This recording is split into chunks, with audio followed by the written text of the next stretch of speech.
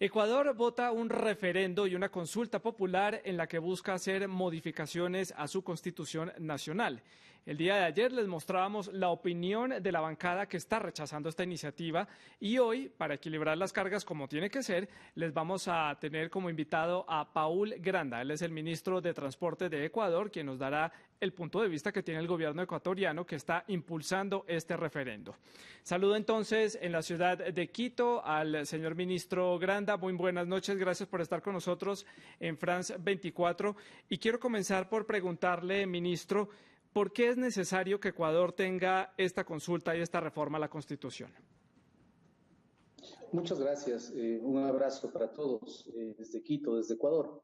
En efecto, digamos, la consulta popular es un mecanismo que establece la Constitución de la República de participación de la ciudadanía y precisamente en ese contexto es que el presidente Lenín Moreno hace una convocatoria a esta consulta popular para que los ecuatorianos con absoluta y total libertad se pronuncien sobre temas de enorme trascendencia para el país. Hoy se ha celebrado precisamente esta consulta, ha habido un porcentaje importante de participación de la población ecuatoriana que supera el 75-76% según los datos oficiales, y también tenemos datos preliminares en donde ha habido un pronunciamiento favorable a las preguntas que ha hecho el presidente Lenín Moreno. Yo creo que eso favorece, profundiza la democracia del Ecuador, está en el marco de nuestra Constitución, de nuestra ley, y efectivamente creo que es importante que la ciudadanía cada vez más participe en las decisiones importantes. Ministro, muchos han criticado esta consulta porque la consideran que es parte de un juego político entre el presidente actual Lenín Moreno y el expresidente Rafael Correa y porque según el punto de vista de quienes no apoyan esta consulta, no tiene ningún tipo de interés social genuino, simplemente es una maniobra para ampliar y mejorar la gobernabilidad que tiene el presidente Moreno. ¿Qué piensa usted al respecto? Mire, yo creo que esos criterios son lamentablemente particulares de un cierto sector.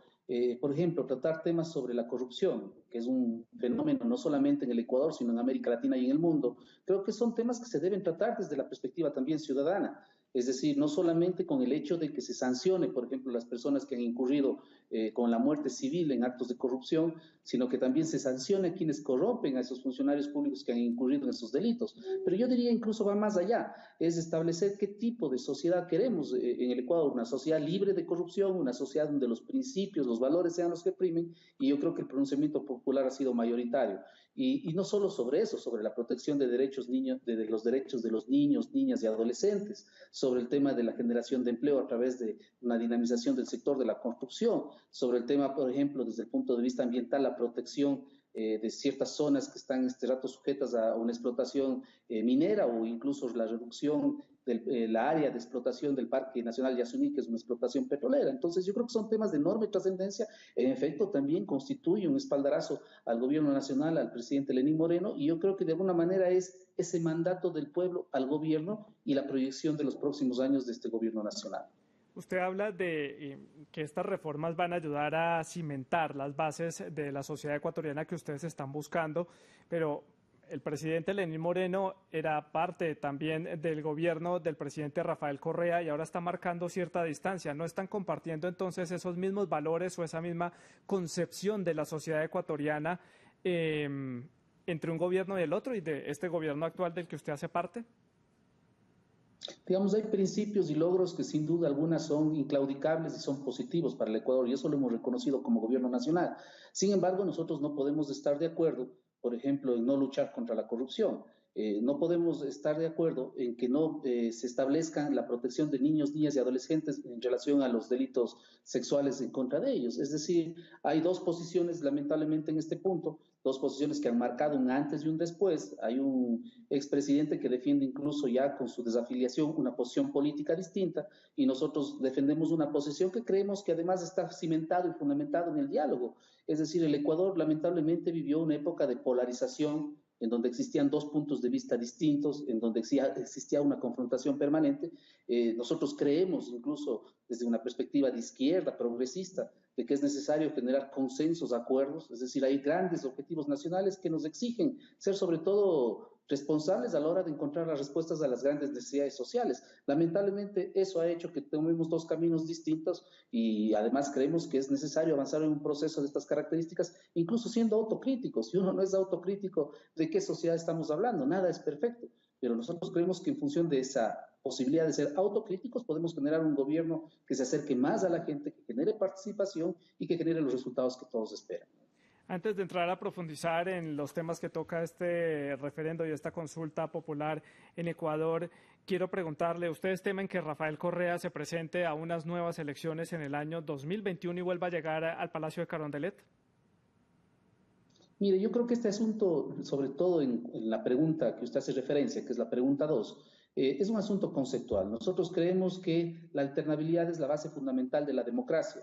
Es decir, hay pocos sistemas políticos en el mundo que reconocen la reelección indefinida y sobre todo en regímenes de carácter presidencialista, como es el caso de América Latina. Entonces, nosotros creemos que la alternabilidad genera más oportunidades para que nuevos ciudadanos puedan participar y más ciudadanos puedan participar en la vida política de un país. La consulta no está dirigida a una persona, de hecho, afecta a cientos de alcaldes, de prefectos, de vocales de juntas parroquiales que no podrán ser reelectos en su cargo, y eso es bueno. La alternabilidad es fundamental para la consolidación de la democracia.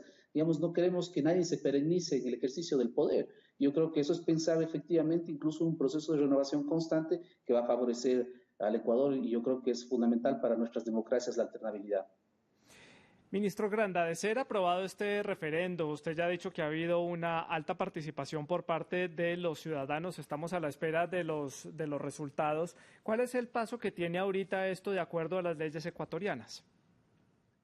Bueno, tiene un tratamiento distinto, ¿no? En función de las preguntas. Por ejemplo, en el caso de la pregunta 1, que es el tema corrupción, la pregunta 3, que es el Consejo de Participación, la pregunta 6, que es el tema de la ley de plusvalía, la derogatoria de la ley de plusvalía, y la pregunta 7, que es el tema relacionado con el Yasuní, que es un parque nacional en donde se ha encontrado petróleo y se reduce significativamente con el pronunciamiento positivo del pueblo ecuatoriano en su área de explotación. Pasa de manera directa porque son enmiendas de carácter constitucional, es decir, una vez que se ratifiquen los resultados, se declaren los resultados de manera oficial, esas preguntas implicarán ya una enmienda constitucional inmediata. En el caso de las otras preguntas hay un procedimiento que ya está establecido y que efectivamente va a cumplir con el camino que en este caso la ley lo determina. Ministro, y ahora le pregunto por el otro lado, la otra cara de la moneda, que puede ser una posibilidad también que pueda suceder, y es que no pase este referendo y que no sea aprobado por parte de los ciudadanos. ¿Qué pasa en ese escenario posible en Ecuador? ¿Cuál será la estrategia entonces del gobierno y del presidente Lenín Moreno para llevar adelante estas reformas que quiere hacer a la Constitución? Digamos, de acuerdo a los resultados que tenemos, ya hay una tendencia plenamente definida, pero entremos en ese supuesto que usted me plantea. Respetar el resultado y el pronunciamiento del pueblo, siempre lo hemos dicho. Es decir, si se consulta a la gente sobre estos temas, insisto, de enorme trascendencia, y si hay un pronunciamiento negativo, simplemente no aplicaría, digamos, las reformas que se están planteando y respetar la voluntad del pueblo, como no puede ser de otra forma. En cuanto al tema de la ley de plusvalía, esto ha sido analizado como un mecanismo para que el gobierno pueda impulsar el sector de la construcción y de la renovación de infraestructuras en Ecuador.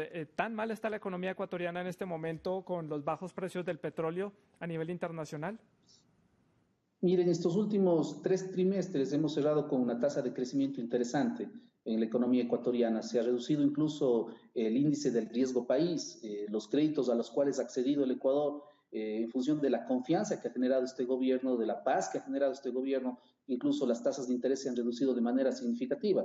Pero es necesario efectivamente tomar políticas económicas que generen una dinamización de la economía ecuatoriana. Y uno de los sectores más importantes de nuestra economía es el sector de la construcción.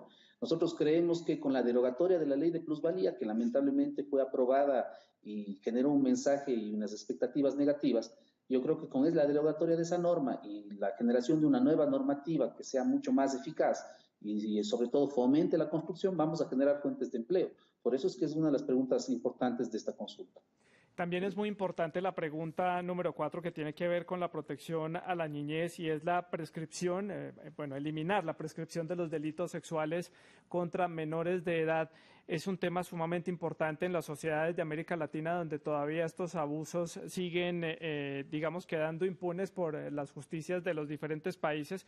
¿Qué otra problemática tiene la niñez ecuatoriana en este momento? Que este pueda tomarse como un primer paso para garantizarles un mejor futuro.